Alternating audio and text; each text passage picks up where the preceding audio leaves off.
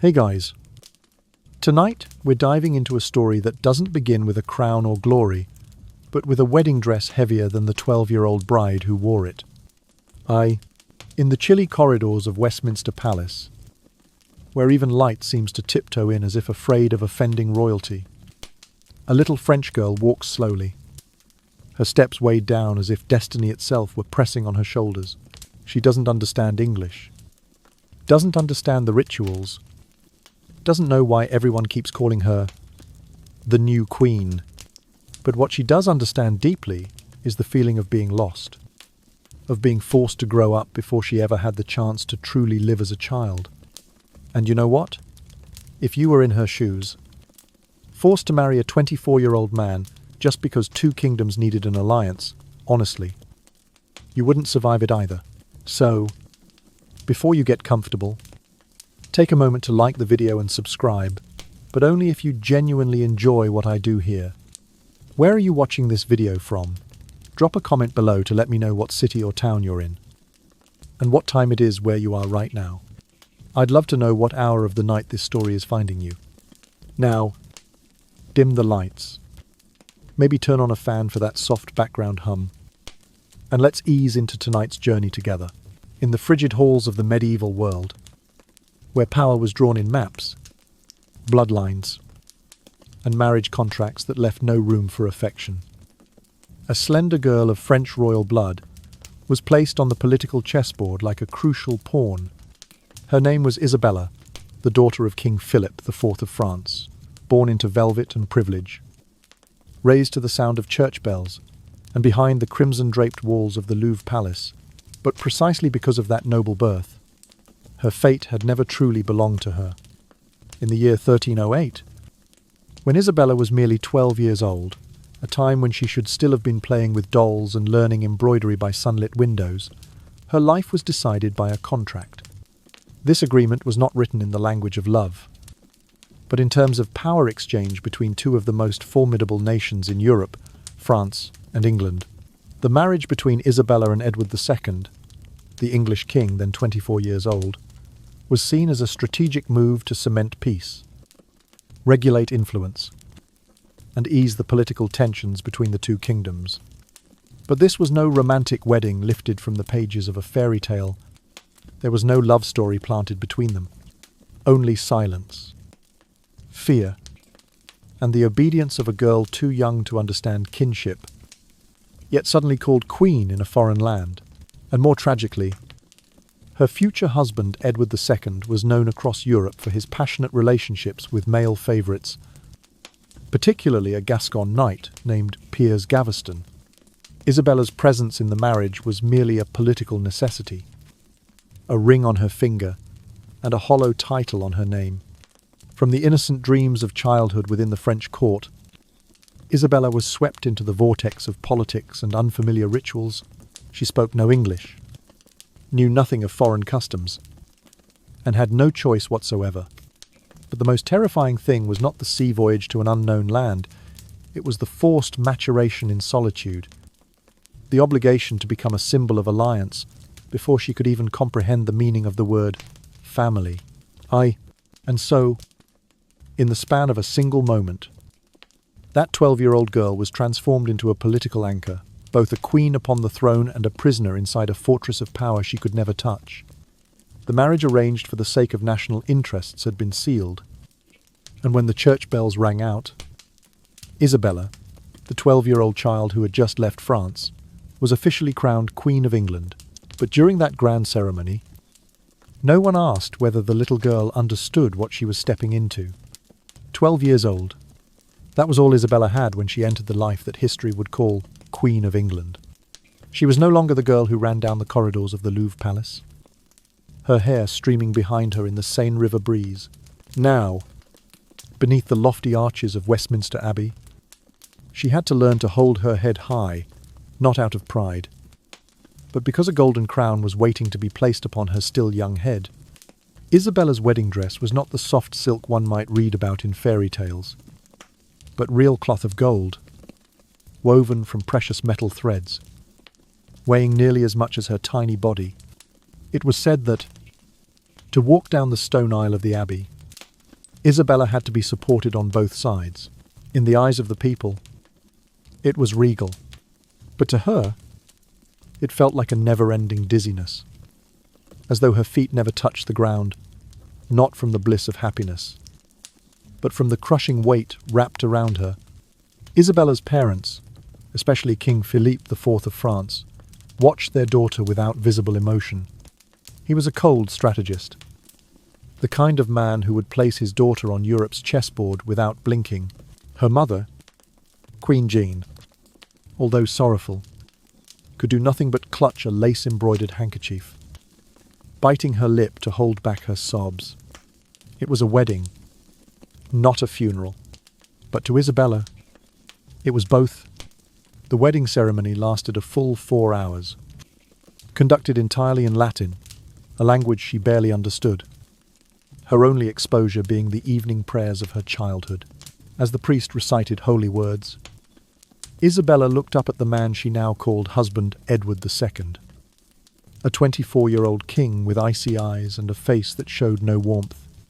Edward was not a cruel man, but he was not gentle either. Throughout the ceremony, he scarcely looked at Isabella. Each nod or hand-holding gesture seemed like a rehearsed performance. Tragically, Edward's heart did not belong to his young wife, but to another man, his overly favoured companion, Piers Gaveston. In the stolen glances Isabella dared to cast toward her husband, she saw a wall, not one built by age, but one formed by misplaced affection. The climax of the ceremony came when the crown was placed upon her head. It was a large, heavy crown, intricately carved, studded with dazzling gemstones and far too large for Isabella's young frame. The moment it touched her, her neck tilted heavily to one side, forcing attendants to rush in and support her. A small detail, but one that would be recorded in history as a prophecy of the burdens she would bear throughout her life. The church bells rang, announcing a new queen for England. The people of London rejoiced. Flowers were scattered on the streets. Fireworks burst. Wine flowed like rivers. But within Isabella's heart, there was nothing but emptiness. She did not understand what she had just become. A symbol? A piece of political exchange? Or a vessel for bearing heirs? At the wedding banquet, amid the sounds of harps and courtly dances, Isabella sat beside Edward, who never once asked if she was hungry or tired. All eyes were on the couple. Yet between them was a chasm no one could see. When Piers Gaveston entered handsome, rugged, and smug, Edward's eyes lit up as if a winter sun had broken through the clouds.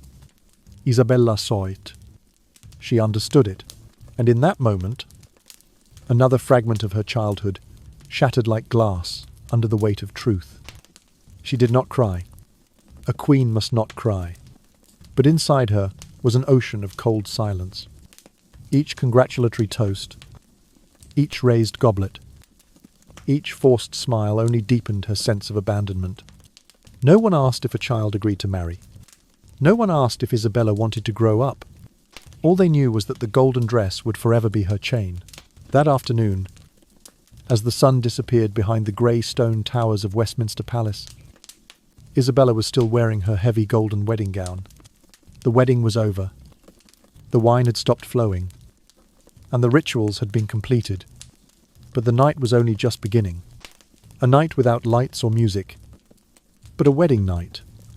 A strange and frightening concept for a girl who had only just turned 12. In the cold chamber, draped in velvet and dried roses, it was said that everything happened quickly and silently. Edward entered the room, saying little, his eyes flickering with a hint of confusion, as if he himself didn't know what to do with the small girl now called his wife. And how could he? Edward had never truly loved Isabella. To him, she was the result of a treaty, a political stamp chosen by his father. That wedding night held no tender words, no affection, just two lost children performing a ritual determined long ago by adults and written agreements. The next morning, the bed was inspected. As was royal tradition, people whispered about a red mark on the sheet. a symbol of honor and consummation. But no one asked how Isabella felt. No one stopped to consider that, for a little girl who had only just left her dolls behind, what had just occurred was a shock. Opanit, the sudden end of all innocence. Immediately after the wedding, all the French attendants who had accompanied Isabella to England were dismissed. A royal decree brief and final severed every lifeline that connected her to the memories of her homeland. The women she had called aunties, the maids who had once sung her to sleep, all vanished on a gloomy, rainy afternoon. Her toys were boxed and sent to the basement. An old soldier joked, "A queen doesn't need dolls." But Isabella only watched silently as the last of her belongings was carried away. From then on, she lived in a world of silk and ceremony, where every step, every gesture, every word was monitored and corrected. A single misstep could lead to scolding, a note in the court records, or worse, becoming the subject of mockery. She was taught how to bow at a specific angle, how to glide when walking, how to smile, only with her eyes, never revealing her teeth. But no one taught her how to endure homesickness. For Edward, this marriage was also a burden. He had never felt at ease on the throne, and now he had to shoulder a foreign wife, different in culture. Far too young, amid a court full of scrutinizing eyes and competing factions, Edward chose to retreat. He withdrew to his private chambers, spending time with his closest companions. Some whispered they were more than friends. Isabella didn't know how to confront this. All she knew was that, aside from banquets and official ceremonies, she rarely saw her husband. Meanwhile, Isabella's parents in France, King Philippe the Fair and Queen Jean, continued to receive regular reports from their envoys. They knew their daughter was now officially Queen of England. But no one told them that she cried every night, couldn't eat breakfast, and had begun suffering headaches from the pressure. Philippe, who had once seen his daughter as a strategic pawn, now felt a trace of doubt. He had believed that marriage was the best way to maintain peace between two kingdoms. But he had forgotten that peace sometimes demanded sacrifices from those who had no say. And what of the English court? The nobles whispered about the child queen, some with pity, others with disdain. They said she was not mature enough to rule, not charming enough to win the hearts of the court, not strong enough to change anything. But they forgot. A child can learn to stand tall if pushed hard enough. And Isabella had begun to learn. She learned to hide her tears behind silk veils. She learned to smile when insulted. She learned to remember who stood with her and who did not. Amid the harsh rituals and cold stares, she began to form a protective shell. No longer the fragile French girl, but a budding seed of power, learning to take root in foreign soil. A loveless marriage, a wedding night that felt like a ceremonial act, and years thrust into the machinery of politics. That was the price a 12-year-old queen had to pay. But no one knew that. In the depths of that solitude, a true queen was quietly awakening. No one asked Isabella whether she wanted it or not. No one asked a 12-year-old girl if she was ready to leave her homeland, abandon everything familiar, and be swept into the whirlpool of a foreign court. Because to her father, Philip IV, Isabella was not a child, and certainly not a beloved daughter to be held and comforted. She was the most valuable chess piece in his hand, a move that could shift the entire board of European power. In the king's cold calculations, Isabella was not merely a daughter. She was a soft yet resolute message sent to the English crown. A French princess setting foot in Westminster Palace meant the quiet presence of France inside the very heart of England. It meant that without a single soldier crossing the Channel, the Kingdom of France had sown its influence into the bloodline of England's future kings. And so, from the very first day she boarded the ship, Isabella ceased to be a person. She became a symbol. This marriage was prepared with the precision of a strategic treaty. French and English envoys spent nearly 4 years negotiating every minute detail, from the amount of gold in her dowry to the exact number of attendants permitted to follow the young princess. They exchanged memoranda that ran for dozens of pages. none of which spoke of feelings. There was no room for love in that agreement. The smile of a 12-year-old girl had no place among the red seals and signatures of two sovereign courts. Behind the lavish ceremonies and the gold-embroidered robes lay a binding contract that reached into her very breath. In the Royal Archives of England, a copy of that marriage agreement is still preserved, a legal document so precise it verges on cruel. It stipulated that Isabella must maintain absolute virginity until the marriage was considered consummated. Specific royal officials were appointed to verify this, and they held complete authority to access her at any time the Crown demanded. This was no veiled threat. It was a clause written in black ink on vellum, bearing the royal seal. And that was not all. Isabella was forbidden to communicate with her parents or any member of the French royal family unless granted permission by the English court. Every letter had to be censored. Every greeting weighed with caution. Worse still, she was prohibited from leaving England without the king's direct order. A French princess, now the Queen of England, yet without the right to leave the very palace she lived in. Freedom, for her, became an extravagant word she could not afford. Even so, King Philip never softened. To him, Isabella's departure from France was not the loss of a daughter, but an investment in a long-term political future. If Isabella could bear a prince, a child of French blood, then 1 or 2 generations later, the English crown could very well tilt toward Paris. A cute move, but a deadly one. And for that reason, he polished every clause in the agreement, as though fastening invisible chains around his daughter's neck to ensure she would never forget what her role truly was. In that great royal chess game, Isabella was the queen piece.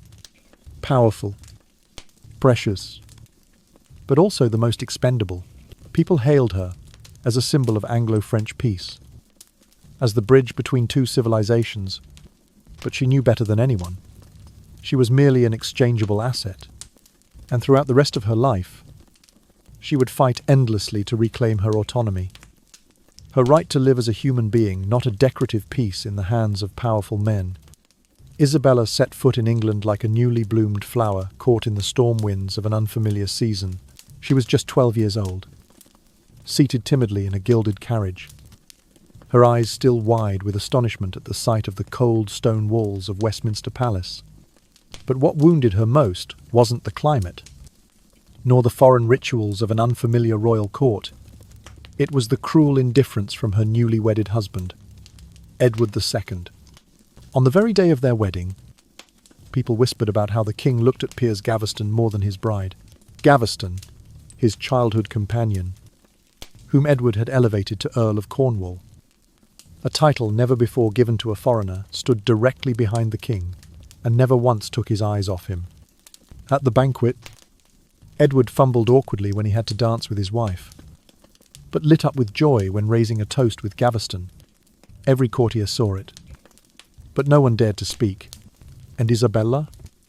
She only pressed her lips together, lowered her gaze, and tried to hide her disappointment, like blood hidden in silk.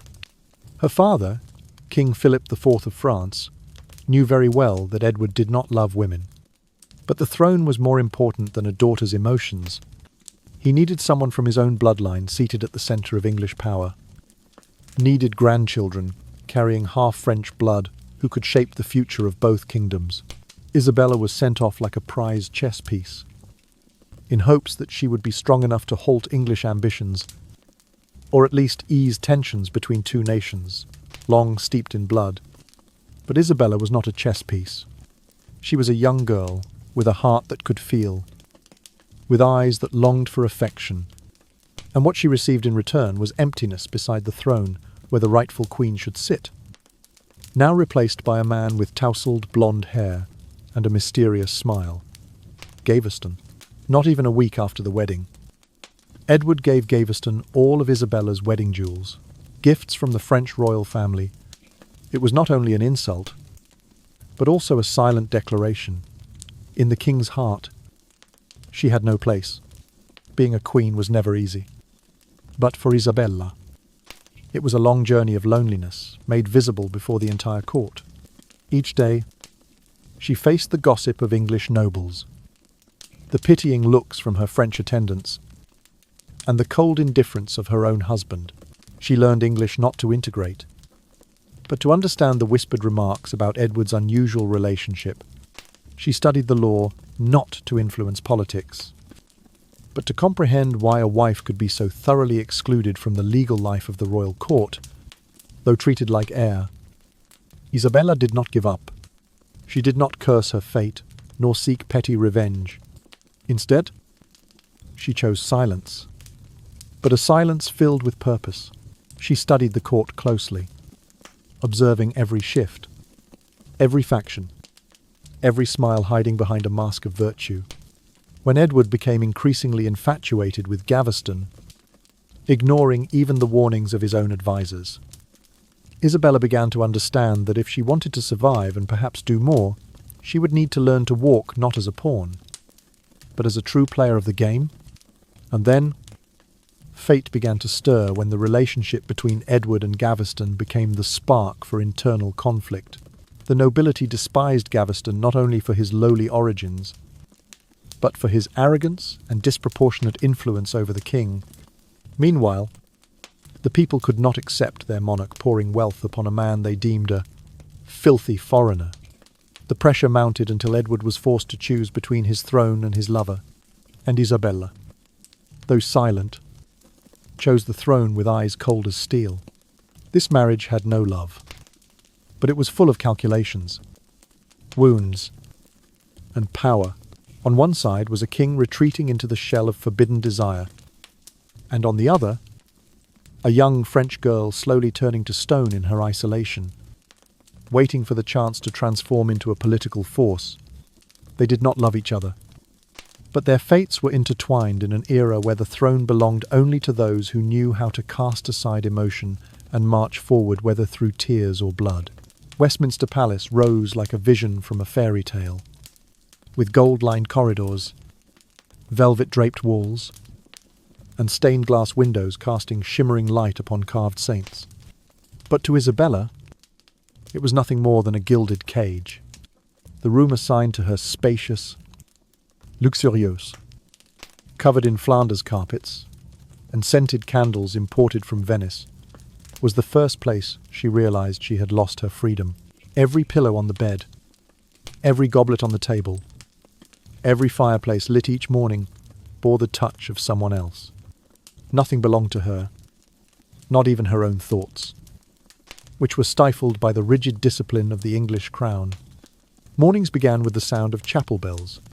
Isabella was awakened on schedule, dressed by English ladies in waiting, and escorted to prayers, a religious routine that repeated itself and felt wholly unfamiliar compared to what she had known in France. After that came breakfast, dark bread, thick soups, lacking any trace of home, brought from a kitchen several corridors away. No one asked what she wanted to eat.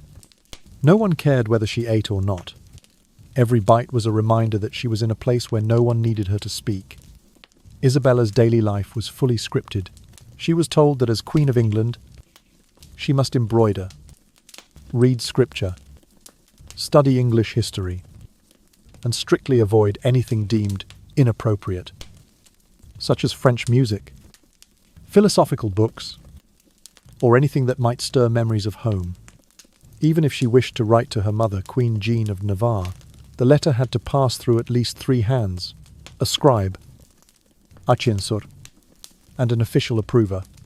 And even then, the letter might never reach its destination. Isabella quickly realized that the ladies around her were not entirely loyal. Some had come from France with her escort, but within months, they were replaced by English staff. Among them were those who called her the foreign girl, others who openly said French was the language of witches. She began to fall silent. The playful jokes that once brightened the Louvre vanished from her lips. The lively folk songs of France were replaced with dull lute melodies. The little girl who once ran freely through the royal gardens of France now sat curled by a window, staring at a garden. She was no longer allowed to enter without a squad of guards trailing behind. No matter how radiant Westminster seemed, it was still a closed world. If Isabella wished to leave the palace, she needed the king's order, a full ceremonial entourage, and advance approval from the royal council, which often denied her. She had no friends, no one to trust, and worst of all, she could not call this place home. In isolation, Isabella developed anxious habits. Her hands were always hidden beneath lace gloves because her nails had been bitten until they bled. At grand ceremonies, while everyone watched the throne, a few noticed the 12-year-old queen quietly pulling strands of hair beneath her hood. On winter afternoons, she would sit for hours by the hearth, just to inhale the warm ash, a scent that reminded her of the kitchen where her mother used to bake almond cakes every Sunday morning in France. No one taught Isabella how to face loneliness. No one told her that being queen did not mean being loved.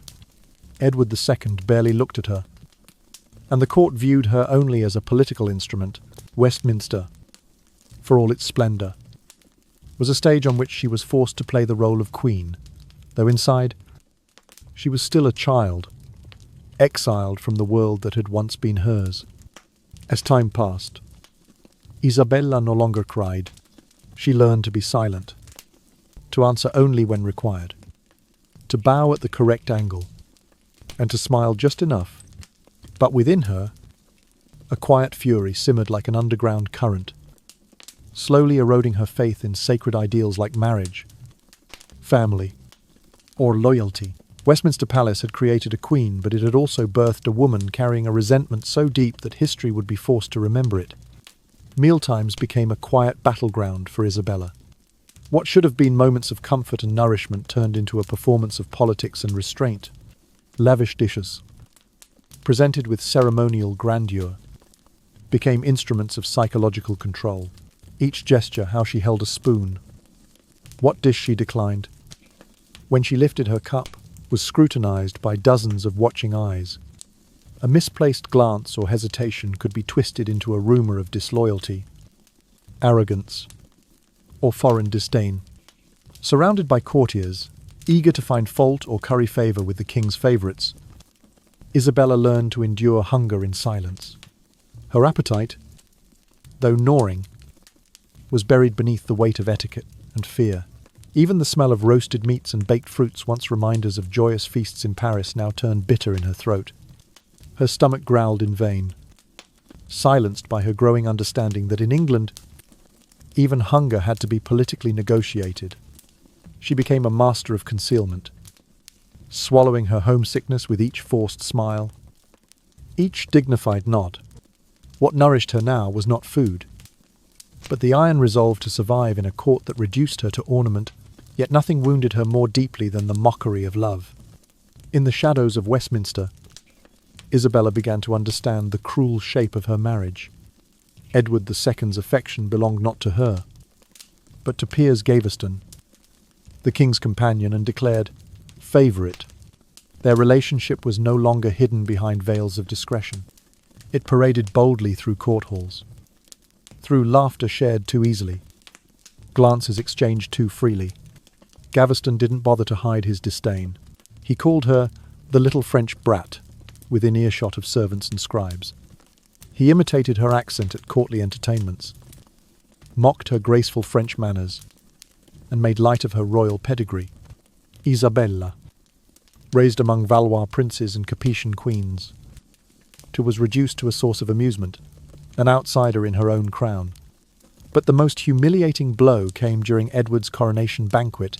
The hall, glittering with banners and guests from across Christendom, was meant to be a celebration of unity, a stage for Isabella to assume her rightful place as queen. Instead, she sat stiffly at the edge of attention, her dignity cracked wide open. Gaveston entered, adorned in a ruby necklace, the very one gifted to Isabella by her father. King Philip IV of France, a token of alliance, of royal blessing, now dangled mockingly from the throat of the man who usurped not her throne, but her place in the king's heart. The court gasped. Some whispered. Others dared to smirk. Edward did not intervene. He watched, smiling. That evening, Isabella was omitted from the diplomatic toasts. Ambassadors were brought first to Gaveston, who bowed with exaggerated grace.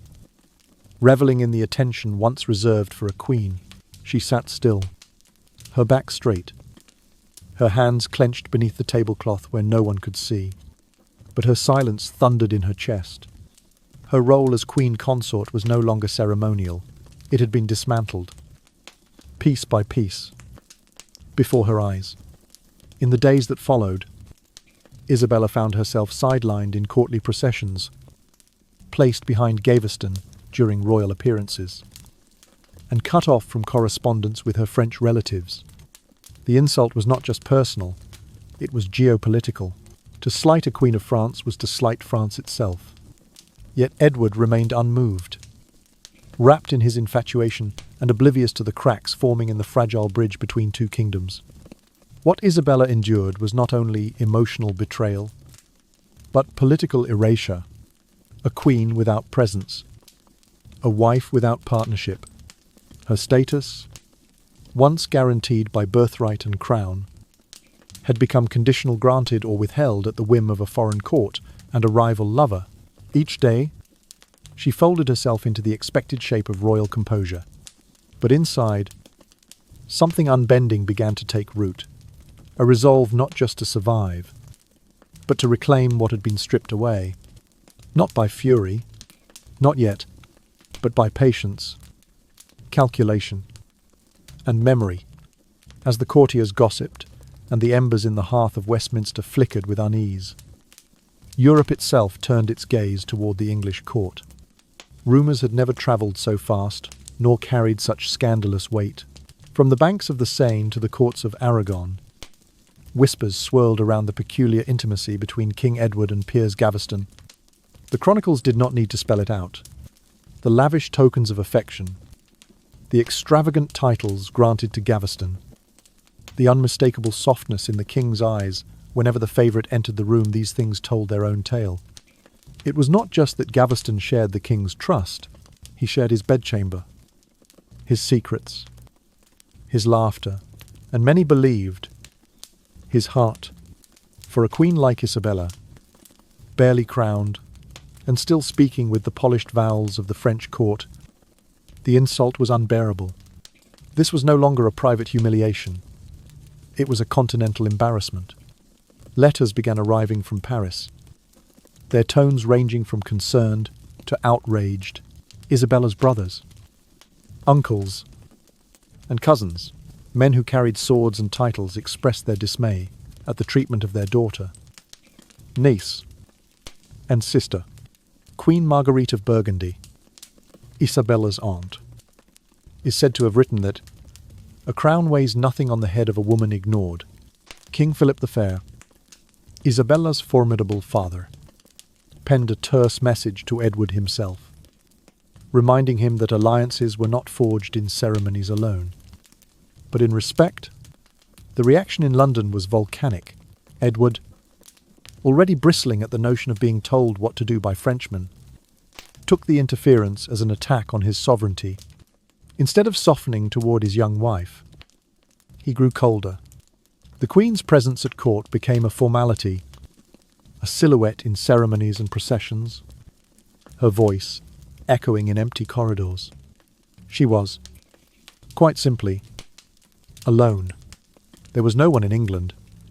Isabella could trust not her husband, not his inner circle, not even the women assigned to her household.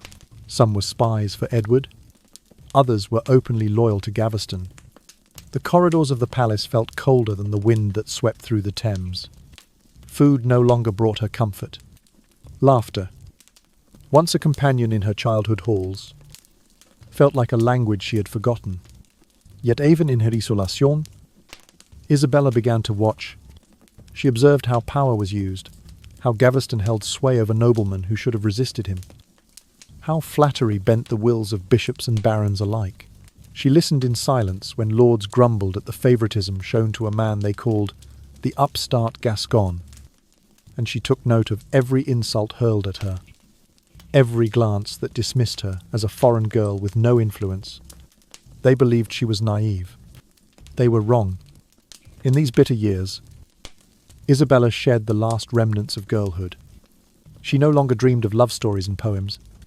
She memorized alliances, watched loyalties shift like sand, and waited, not patiently, but strategically. Her memory became her greatest weapon, a ledger of those who betrayed, mocked, or dismissed her. There were days when Gaveston strutted past her in the great hall wearing the ruby necklace that had once been intended for her coronation. On another occasion, he mocked her accent before a crowd, calling her the little frog in pearls. And yet, she bowed, she smiled, she nodded with perfect courtly grace. But inside, she carved each slight into stone. The queen who had once wept in silence now spoke little, but heard everything. When barons quarrelled over taxes, she paid attention. When courtiers whispered about the king's absences, she filed it away. The power she was denied in title, she began to gather in insight. By the time she reached her 21st birthday, Isabella was no longer the princess sent from France to be a bride. She was a woman forged in rejection, a queen built in the shadow of a lover, a mind sharpened by humiliation. The court saw only the silk and the jewels. They missed the blade being tempered beneath. She understood now. England was not a fairy tale. It was a battlefield. And one day, the world would remember the girl they had tried to forget. Royal marriages in the medieval world were never the result of love or personal choice. They were carefully crafted arrangements. Political machines designed to secure borders and bind dynasties. For a child like Isabella, the very concept of consent was meaningless. Her fate was not decided by her heart, but by her father's signature and the demands of the crown. Although the proxy marriage had already taken place when she was only 12 years old, it would not be considered valid until she reached the age the court deemed suitable for completion, around 15. Those 3 years of waiting were not a period of emotional preparation, but a long, drawn-out silence filled with surveillance and stillness. They became the most disorienting years of her young life. Isabella's body, still that of a child, was now treated as a royal duty. Her daily life was consumed by rituals designed to accelerate physical maturity. Court physicians and midwives conducted regular examinations, masked under the language of duty, yet invasive and heavy in nature. She was made to drink bitter concoctions of herbs and potions not to heal, but to hasten. Her English caretakers quietly praised these treatments, calling them ways to bring the blossom early.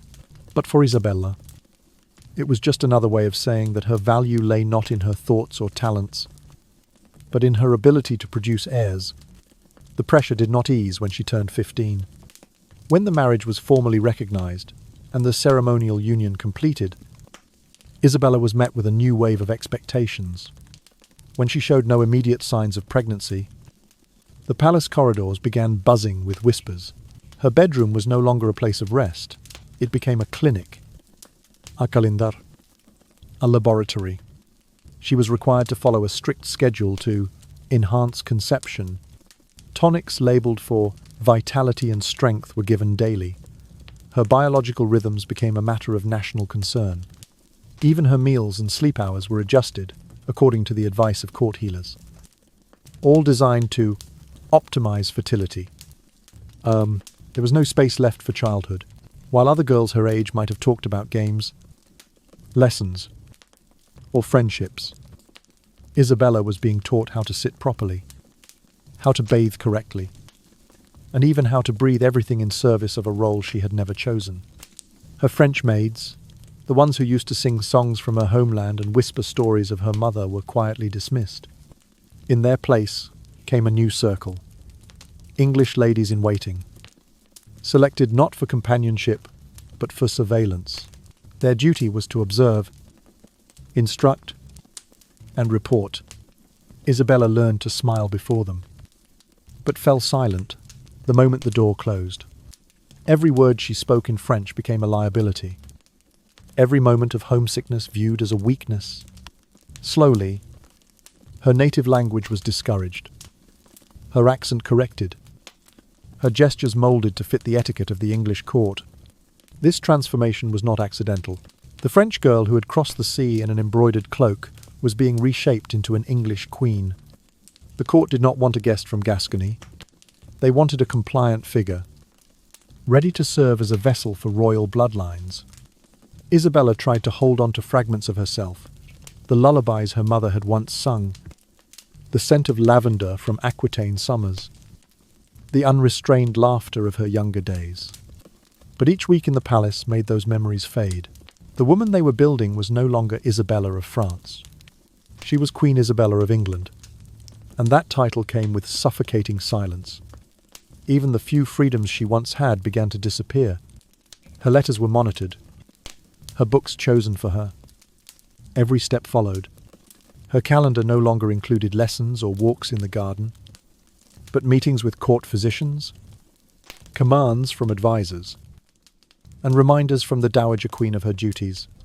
Childhood had turned into a performance. Each morning, she was bound into ceremonial gowns, adorned with heavy jewels, and led into chambers where her worth was measured by how well she smiled, how gracefully she moved, and how patiently she endured.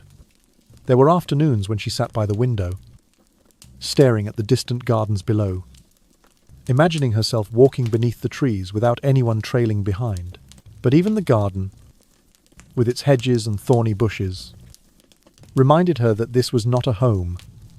It was a fortress of expectations. In that silence, Isabella began to retreat inward. Her voice, once full of questions and wonder, grew quiet. She was still young, but she had learned the art of royal invisibility. To survive in this world, she had to become unreadable, untouchable, unknowable. When Isabella became pregnant at the age of 17, it was not merely a personal milestone, it was a declaration of success, a signal to the court and country that she had fulfilled her primary royal function.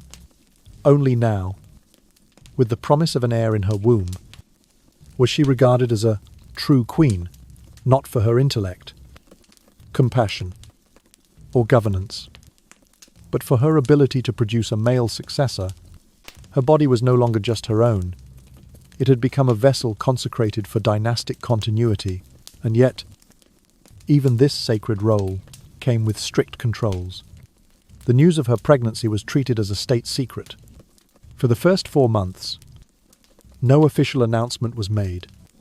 Not until the court physicians declared that they could detect the quickening, the first discernible movements of the child, was the pregnancy formally acknowledged. To the outside world, her womb had become a matter of national concern, tightly monitored and bound by superstition as much as science. The physicians surrounding Isabella followed the medical conventions of the early 14th century, a time when modern understanding of prenatal care did not exist. Many of their treatments were based on humoral theory and religious belief rather than empirical evidence. They issued rigid directives on what Isabella could eat, how long she could walk, what herbs she should consume, and what scents she should avoid. She was subjected to strange and often harmful concoctions, purgatives, aromatic oils, and animal-based tonics under the guise of fortifying her body to bear a strong, mother child. Even her posture and sleeping position were monitored, shaped by the widely held belief that improper behavior might tilt the womb or misalign the stars. Her days were dictated not by her own rhythms, but by calendars that mapped auspicious moments for prayer, rest, and medication. She was not permitted to attend court functions, travel, or engage in spirited conversation.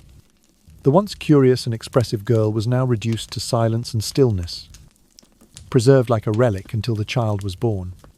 In the summer of 1312, Isabella gave birth to Edward. The future, Edward III. His arrival was heralded as a triumph, not hers, but that of the crown. The bells rang out in celebration, and the court burst into pageantry. Yet even in this moment of supposed glory, Isabella's autonomy was denied. The child, though of her body, was claimed by the state the moment he took his first breath. Immediately after birth, Isabella was separated from her son. He was placed under the care of wet nurses, physicians, astrologers, and clerics. The nursery became a restricted zone, guarded not only for the child's health, but for political control. Isabella was allowed to see her baby only on designated occasions, ritualized audiences that prioritized public image over private bonding. She could gaze at him from a distance during churching ceremonies or state appearances, always under watchful eyes, always with the weight of expectation on her shoulders. Her grief at being parted from her son was invisible to the court. It had no space in royal etiquette. Motherhood, for Isabella. It was never intimate. It was a performance.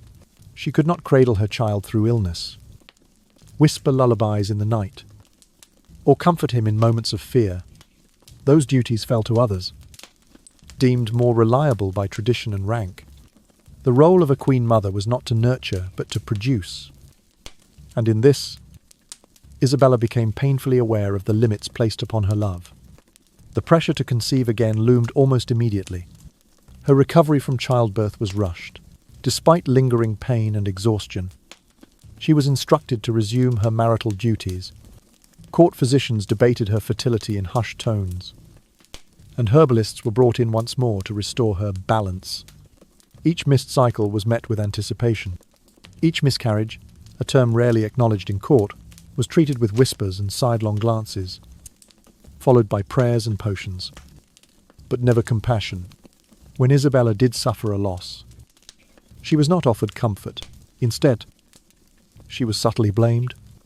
Perhaps she had walked too long in the gardens. Perhaps her emotions had been too volatile. Perhaps she had failed to fulfill her divine purpose. In such moments, her suffering was doubled, once in the loss itself, and again in the judgment that followed. Her body, once celebrated, became suspect. Her silence was no longer a mark of discipline. It was an expected concession to shame. Isabella, still a teenager, lived within walls, both physical and social.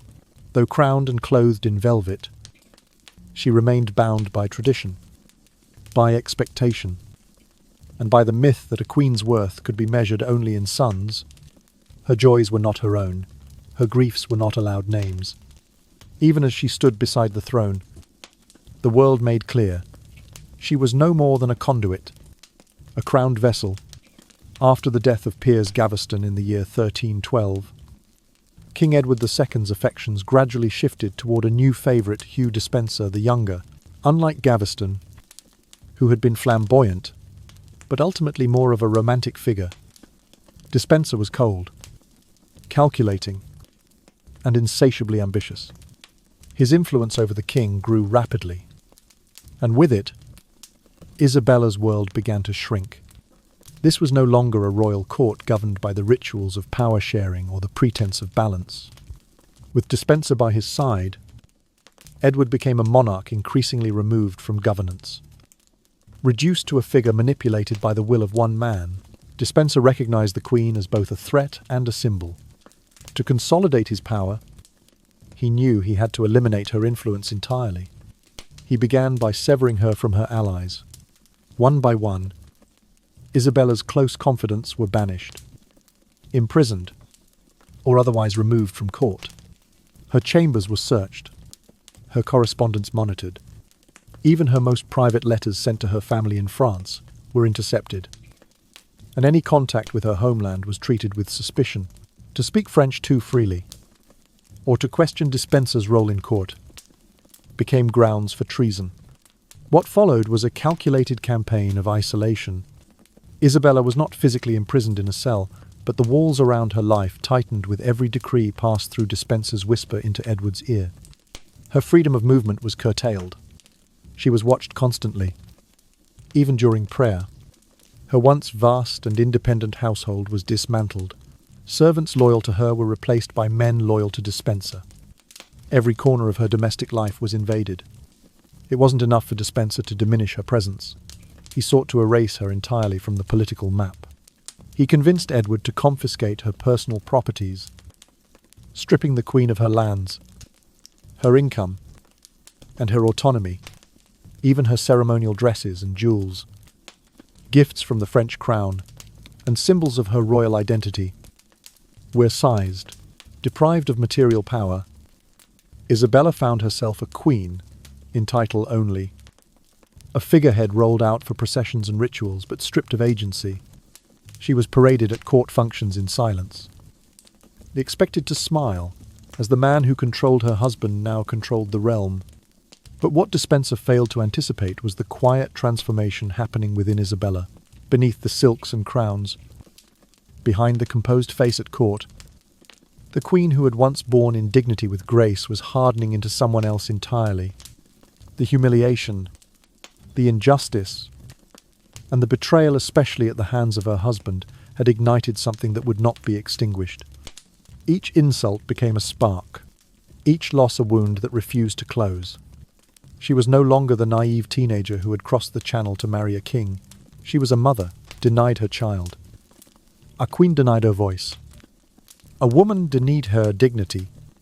And somewhere in that cold, glittering cage of English royalty, she began to plot, not just her escape, but her reckoning. What had begun as survival would soon turn into resistance. Not just for herself, but for every life Dispenser had ruined in his lust for power. For every voice silenced. For the crown that had been reduced to a puppet. The queen was not yet done, and for the first time in years, she no longer feared the price of rebellion. She feared the cost of submission more. In the spring of the year 1325, Isabella of France embarked on what appeared to be a diplomatic mission, one sanctioned reluctantly by the very forces that had sought to silence her. Under the pretext of mediating the increasingly volatile dispute between England and France over the Duchy of Gascogne, Isabella requested to be sent to her homeland to negotiate with her brother, King Charles IV. Her reasoning was persuasive. Her familial ties could ease tensions, and perhaps a woman, a sister, could achieve what embassies and armies had failed to do.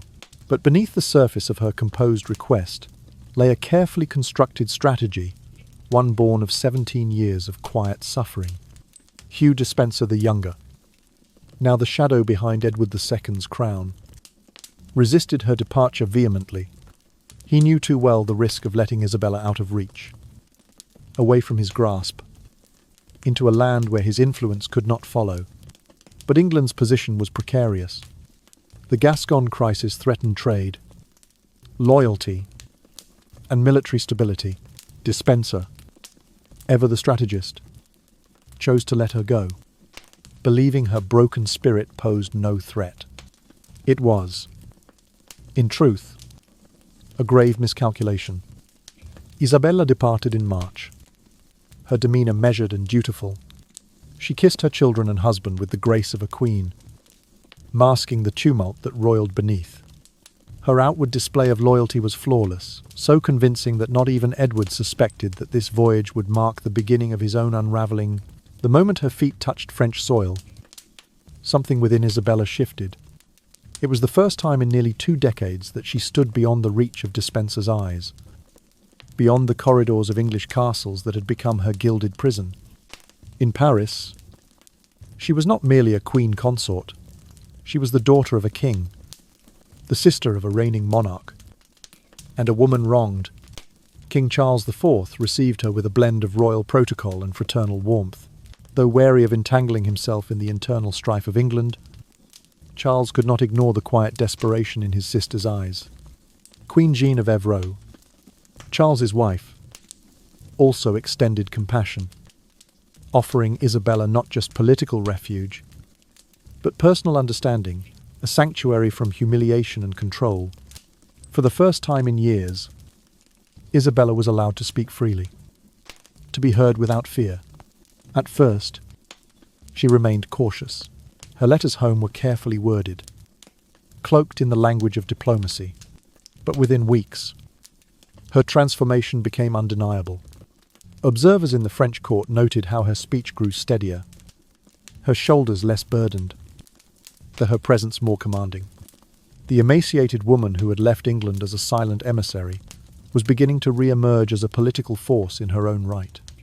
Isabella's clothes, once plain and constrained under Dispenser's scrutiny, took on the elegance of her youth. Her posture regained its royal poise. Servants whispered of how she began walking alone in the gardens of the Louvre, not as a woman seeking escape, but as one contemplating purpose.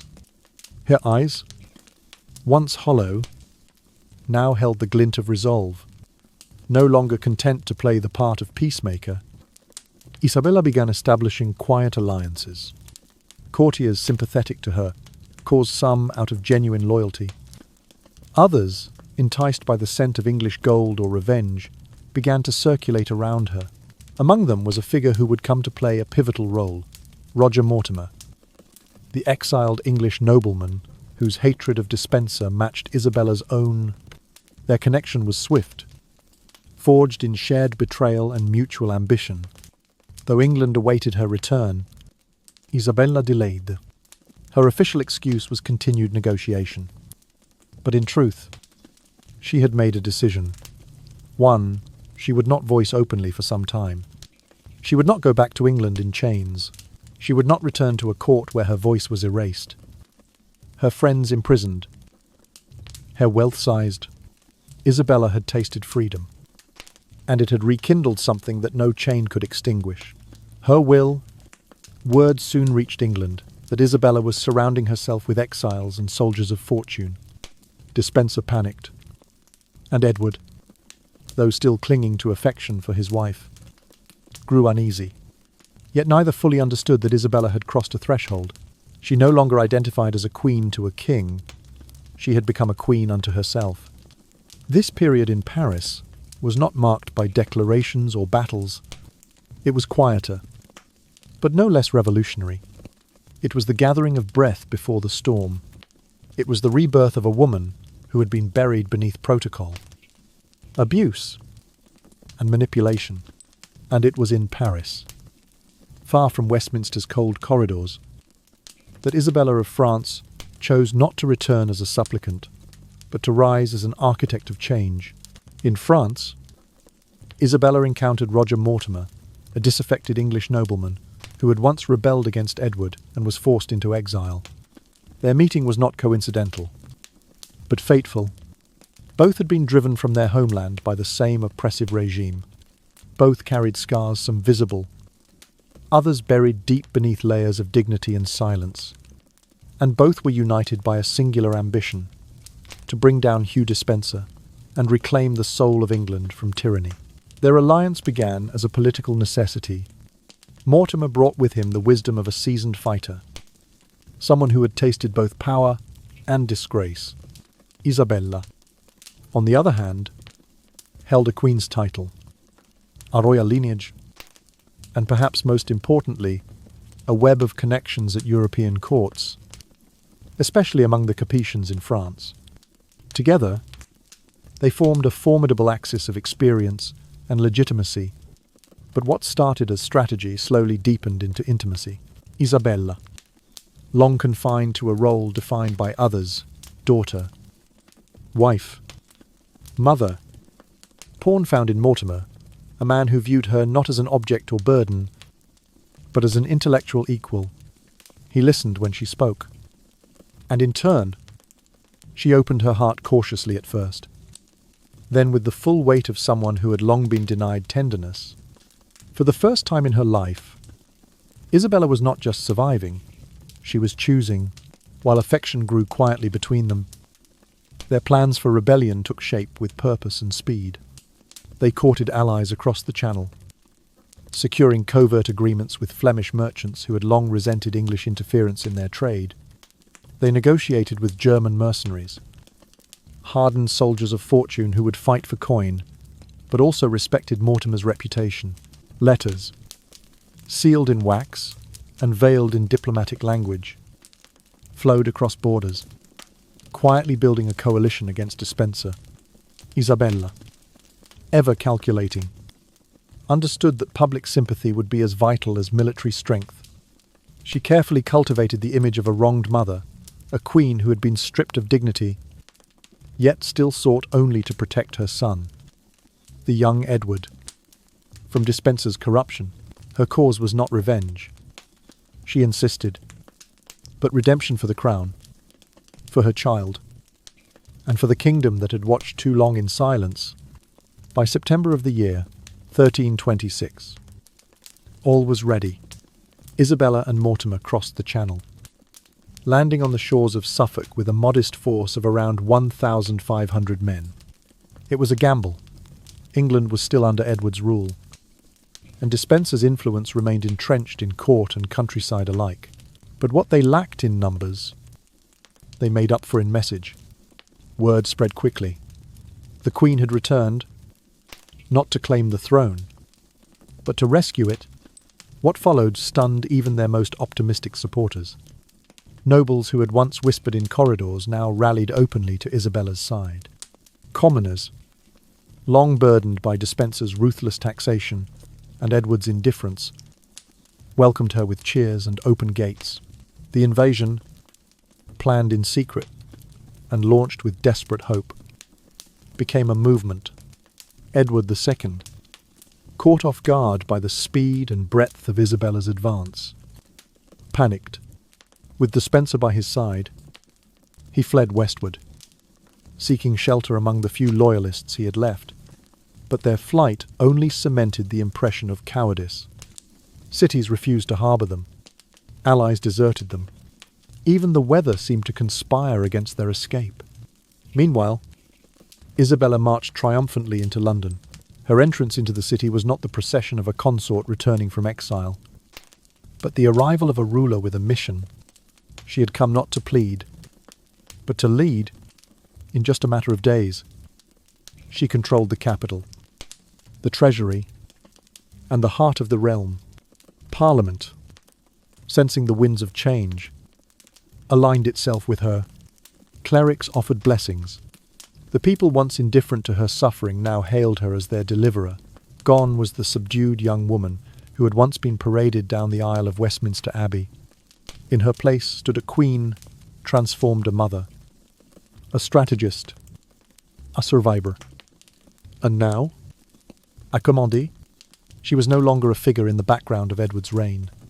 She had become the storm that toppled it. In November of the year 1326, Hugh Dispenser the Younger was captured. It was not merely a political victory for Isabella, it was personal vindication. For nearly a decade, Dispenser had dominated the court, exerting control over Edward II and reducing Isabella to a ceremonial figure. Stripped of influence, voice, and dignity. Now, the tables had turned, and Isabella was determined to ensure that justice would be carried out not just for herself, but for a realm suffocated by Dispenser's greed and cruelty. Isabella personally oversaw the proceedings against Dispenser. The charges were grave: high treason, corruption, and abuse of royal authority. His crimes included confiscating lands, imprisoning rivals, manipulating the king, and enriching himself at the expense of both crown and commons. The trial was swift, its outcome preordained not by passion, but by the clear evidence of tyranny that Dispenser had left in his wake. But it was not the sentence that would haunt the chronicles of history. It was the manner in which it was executed. Isabella, though not the official executioner, gave the directive that the punishment should reflect the weight of Dispenser's betrayals. He was to suffer the traditional punishment for traitors: hanging, drawing, and quartering, yet under her orders. The process was altered to prolong his agony. He was to be kept alive as long as possible, forced to endure each phase with slow deliberation. It was a rare moment when a queen, long silenced, became the arbiter of judgment, and she did not flinch. Dispenser's execution, carried out in the town of Hereford, before a large crowd, was as symbolic as it was brutal. It was a reckoning not only for one man's ambition, but for a system that had permitted such abuse. Isabella had not merely defeated Dispenser. She had shattered the image of a passive consort and transformed herself into an agent of justice, feared and respected alike. Her husband, Edward II, posed a more delicate problem. Though his failures as king were undeniable, he remained the anointed sovereign and the father of her children. He could not be subjected to the same fate as Dispenser, not publicly, and certainly not violently. Instead, political necessity demanded a more elegant solution. In January of the year 1327, Edward was forced to abdicate the throne. The crown was passed to his son, Edward III, then only 14 years of age. Isabella, together with Roger Mortimer, assumed the role of regents. The young king, though crowned, was too young to wield true authority. Power now rested in the hands of his mother and her ally, a partnership forged in exile, now ruling at the height of influence. As for Edward II, he was imprisoned at Berkeley Castle. Far from the centres of power, his confinement was absolute. No correspondence, no visitors, no hope of restoration. And then, within a few months, the former king died under mysterious circumstances. The official account claimed illness, a quiet end to a troubled reign. Yet whispers quickly spread rumours that his death had not been natural, that it had been arranged in secret, perhaps even at Isabella's behest. Historians have debated this for centuries. Some cite a lack of evidence. Others point to motive and opportunity. What is known is that Edward's death cleared the final obstacle between Isabella and unchecked authority. With Dispenser destroyed and her husband gone, she held the reins of a kingdom. For the first time, Isabella was no longer a pawn, nor a bride, nor a victim. She had orchestrated an invasion, deposed a king, administered justice, and reshaped the court. Her enemies were either executed or silenced. The nobility, once divided, now bent the knee. Even foreign rulers acknowledged her ascendancy. But with that power came new dangers. The court began to murmur uneasy with Mortimer's growing arrogance, sceptical of Isabella's grip on the throne, and concerned that the young Edward III was being sidelined. The Queen, who had liberated England from tyranny, was now seen by some as a new kind of ruler, one who ruled in her son's name, yet whose will eclipsed his. Still, in those early months, Isabella stood at the height of her triumph. She had emerged from the shadows of betrayal and humiliation to become a sovereign in all but name. The girl who had once bowed her head at a foreign wedding now held dominion over the fates of kings. The fall of Dispenser and the quiet death of Edward II marked more than the end of a chapter. They marked the beginning of a new era in which Isabella, Queen of England, would test the boundaries of power, loyalty, and legacy. For 3 fleeting years, from the year 1327 to 1330, Isabella of France reigned not as a queen consort, but as the true wielder of power in England. With her son Edward III, too young to rule alone, only 14 when crowned, Isabella assumed the reins of governance alongside her closest ally and lover, Roger Mortimer. Together, they acted as regents, reshaping the court and bringing a semblance of stability to a kingdom long fractured by war and intrigue. Isabella's leadership was marked by both elegance and pragmatism. She cut a striking figure dressed with regal dignity, yet avoiding unnecessary extravagance. She was no longer the silent queen in the background, but a commanding presence in public ceremonies, council meetings, and diplomatic engagements. In the eyes of many, she carried herself not merely as the king's mother, but as a sovereign in her own right. One of her most notable achievements during this period was negotiating the Treaty of Northampton with Scotland in 1328, formally ending the costly and drawn-out conflict that had drained England's treasury and morale. Yet even as she administered the realm with competence, Isabella sowed the seeds of her undoing. Her intimate and visible alliance with Mortimer became increasingly controversial. The nobility, once supportive of her coup against Edward II and the execution of Hugh Dispenser, began to question Mortimer's growing influence. He was showered with lands and titles, including the prestigious earldom of March, and soon acted more like a king than a regent. Whispers of corruption, favoritism, and arrogance began to circulate within courtly circles. Isabella, once the heroine who had liberated England from tyranny, now found herself the subject of gossip and disapproval. The love affair that had once symbolized her strength became a political liability. Mortimer's unrelenting ambition and her continued defense of him alienated her from powerful allies, and perhaps more dangerously, from her son. In October of the year 1330, the young King Edward III, now 18, made a decisive move that would forever alter his mother's fate. In a bold and calculated coup at Nottingham Castle, Edward and a handful of loyal knights infiltrated the fortress using a secret tunnel. They captured Mortimer without bloodshed, catching him in Isabella's chambers. It was an act not of rebellion, but of quiet revolution, one that would finally sever the maternal leash from the monarchy. Mortimer was swiftly tried and condemned. Accused of assuming royal power and plotting against the king, he was executed by hanging at Tyburn. His death marked the end of an era, a dramatic fall from grace for the man who had ruled from behind the throne. Isabella, though spared the scaffold, was stripped of her titles and influence. She was placed under house arrest at Castle Rising in Norfolk, a sprawling estate far from the centre of political life. For nearly 3 decades, she lived there in semi-seclusion, no longer a queen, no longer a regent, merely the aging shadow of a once indomitable force. In letters and records from the time, she appears less as a prisoner and more as a ghost, quiet, distant, and irrelevant in the realm she once governed. The years passed slowly. Isabella saw her son come into his own as a powerful monarch, leading England into a new age of war and empire. She heard of his victories, his courtly intrigues, and the rise of his own sons. But her days were filled with silence, prayer, and reflection. Visitors were few, and public appearances even fewer.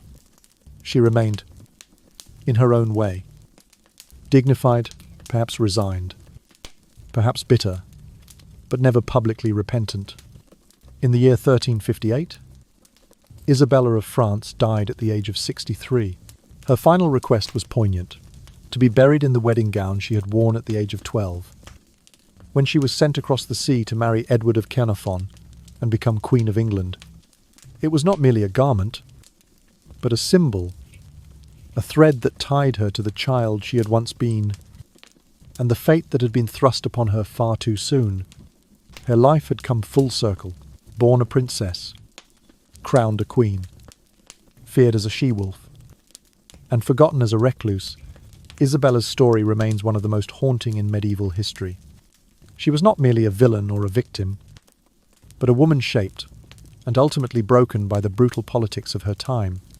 The name She-Wolf of France endures, but so too does the memory of a little girl forced to carry the weight of a kingdom before she had even grown into her crown. 1 year after the overthrow of Roger Mortimer, the English court entered a new era under the direct rule of Edward III, the young king who had just turned 18, no longer influenced by his mother, Queen Isabella, nor overshadowed by the dominating power of Mortimer. Edward began to shape his own political path, affirming his role as a sovereign in his own right. In the year 1331, Edward solemnly declared that henceforth governance would proceed under the authority of the king and according to the laws of England. This was not merely a formal statement, it marked a definitive break from the controversial Regency period that had lasted for 3 years. With this declaration, Edward laid the foundation for a new reign, one in which power would no longer be directed by those standing behind the throne. As for Isabella, although she had once been the most powerful woman in the kingdom, she did not meet the tragic fate of her former companion. After Mortimer was tried and executed for abusing his power, Isabella was sent to Castle Rising in Norfolk, where she would spend nearly 3 decades under house arrest. Though stripped of all political authority, she was not entirely abandoned. Edward III, despite having personally led the coup against his mother, preserved a measure of royal dignity for her. He granted her a generous annual allowance, permitted her to maintain a private household, and allowed her to live in relatively luxurious conditions, complete with attendants, a personal chaplain, and the customary rituals of nobility.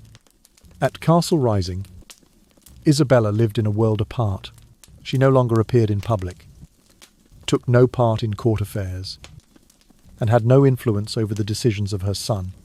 However, her early years of confinement were not entirely marked by darkness or silence. Records indicate that she continued to correspond with certain relatives, particularly members of the French royal family, the homeland where she had once been a princess. She also devoted time to prayer, contemplation, and religious pursuits, such as building a small chapel and sponsoring nearby monasteries.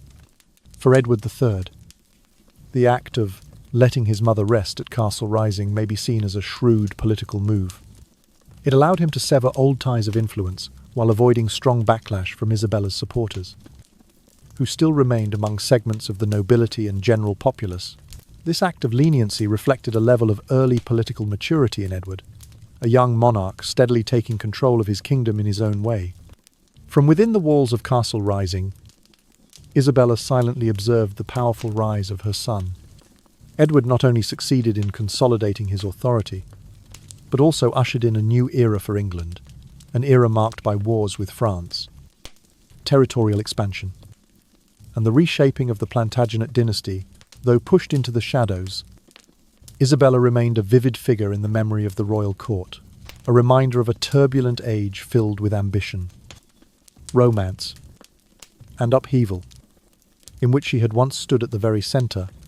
After the serious political upheaval that led to Mortimer's execution and her own confinement at Castle Rising, Isabella spent the remaining 3 decades of her life in utter silence. She was no longer the she-wolf of France, who once struck fear into the court, but became a reclusive woman living within the ancient stone walls of a Norfolk castle. Far removed from intrigue and the throne, Isabella never again took part in any political activity. Her attendants recalled that she spent most of her time reading, embroidering, and praying. She frequently attended the castle chapel to confess her sins and maintained close ties with the local clergy. She also made numerous charitable donations to nearby monasteries and infirmaries, a gesture fueled by faith, and perhaps a silent effort to atone for decisions in the past that had cost many lives, even that of her husband, Edward II. Her relationship with her son, King Edward III, gradually improved over time. Initially, Edward kept a cold distance, only sending her the financial allowances stipulated by royal protocol. But as Edward matured into a strong and stable monarch, succeeding in both governance and foreign policy, he seemed to find the capacity to forgive. In subsequent years, he frequently sent gifts to Castle Rising fine wines, French fabrics, even painstakingly hand-copied prayer books. He also wrote to inquire about his mother's health, and on occasion brought his own children, Isabella's grandchildren, to visit their grandmother. Despite being watched, Isabella did not live in austere imprisonment. She was permitted to maintain a small retinue of about 30 people, including a trusted nun who had remained by her side since her days in France. Occasionally, she was taken to small manor houses near Castle Rising, mainly for convalescence and a change of scenery. However, she was never allowed to go near London or other major cities. Mortimer's death had left an unhealable wound in Isabella's heart, although she never spoke of him publicly again. Her attendants recalled that she always carried a bracelet engraved with Roger hidden in the lining of her fur cloak. She often gazed pensively out the window toward the west, where he was buried at Tyburn, perhaps within the cold walls and misty air of Norfolk. Isabella lived more with the past than the present. In the year 1358, Isabella fell gravely ill after a long, damp winter. Edward III, immediately sent the royal physician to Castle Rising to care for his mother. Records indicate that she suffered high fevers, total weakness, and went days without eating. In her delirium, she repeatedly called out the names Mortimer, Edward II, and Louis, her beloved brother who had died in France. Though priests administered the sacrament of the sick, Isabella seemed to know that her final hour had come. She died on the 22nd day of August of that year, at the age of 63. Before her last breath, she confessed and received the last rites, according to Catholic tradition. In accordance with her previously written wish, her body was taken to London and interred at Greyfriars, the same priory where her brother had been buried. Her tomb bore only the inscription, Isabella, wife of King Edward II, making no mention of her regency or the political turbulence she had weathered.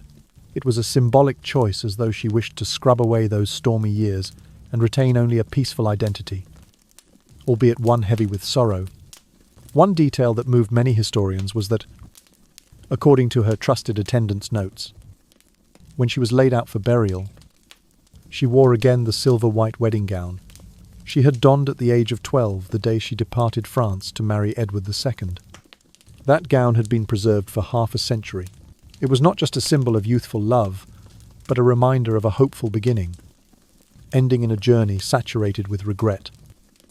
Isabella left behind no memoirs, offered no justifications for her actions, and never publicly expressed regret.